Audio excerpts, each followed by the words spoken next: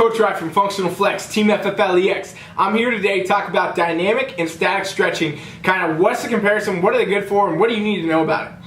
First things first. Stretching is basically increasing range of muscle, range of motion in a muscle, okay? That's really the kind of breakdown of what stretching is doing for you. It's increasing your mobility. It's allowing you to use full muscular range of motion.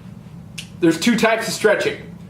Virtually, there's many, but I'm going to talk about two in this video. So we're talking about dynamic stretching, which means stretching through motion virtually. Okay, so you're moving, you're doing different types of stuff. We'll come back and talk about that in a sec. Static stretching is going to be where you're really just focusing on one type of muscle. You're not moving, so you're just going to be in a dead spot, kind of stretching there.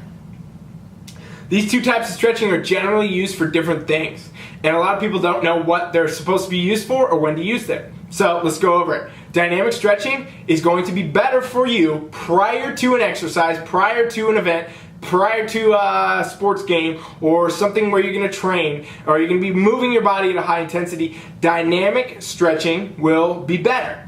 And what is a dynamic stretch, Rye? What are you talking about, dude?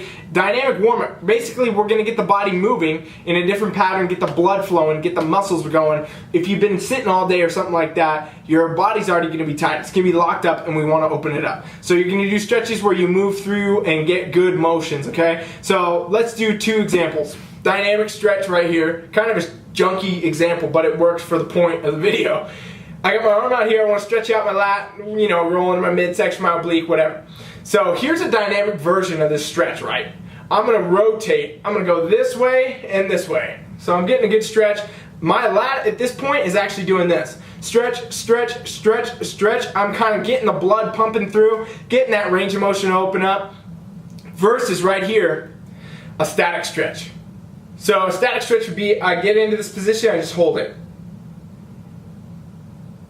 That's a static stretch. As you hold it, it's not as good as doing the dynamic stretch because it's not necessarily preparing you for movement, right? We're kind of just pulling on it and then asking it to relax when we're done. It's going to make your body and sympathetic nervous system actually kind of calm down and bring you into a different spot than if you're about to do an event, okay? So if you're doing static stretching before weight training or before exercises or before a big performance or something you got to do, you're often cheating yourself of your strength and your performance in general. And that's actually been backed in research, and they've shown that dynamic stretching is much better. See, when you do a dynamic stretch, you're getting actually ready to go, right? We're getting the body, opening things up, you know, your legs, whatever. You're moving around, you're doing body weight exercise. You can do body weight squats, lunges, high knees, butt kicks, all this different kind of stuff where we're just getting the body moving, we're getting muscles firing, we're getting the range of motion, we're getting it to open up. So dynamic stretching, where you're going to move through a stretch, you're going to get the body to basically open up and get into the groove. Best prior to exercise, best prior to training, best prior to a sporting event. Best prior to any type of movement, really, that doesn't mean you're going to go to sleep. Like you wouldn't want a dynamic stretch before you go to bed. Bad idea. Not going to do any good.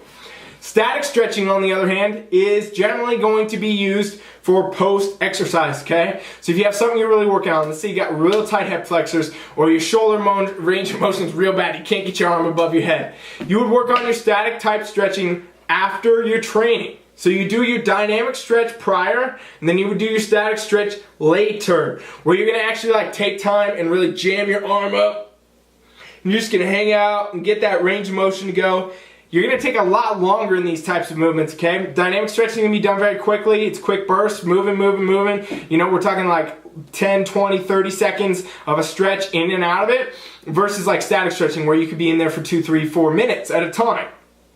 Now, each has their benefit, each has their place. You need to know how to use it. So make sure that you're putting your dynamic stretching before your training, before your events, before your exercises. Static stuff, where you're working on your range of motion, really trying to get something to open up, something new, you got a real bad problem area or something like that, post-training, post-exercise, don't do the opposites. Do not put your static stretch before your workout. It's not a good idea. It's never going to pay off. It's not putting the muscles in a good spot. It actually can increase your ability to get injuries and shit like that, which you don't want. So make sure that you put the dynamic first, static later. That's going to get you the best results. Coach Rye is out.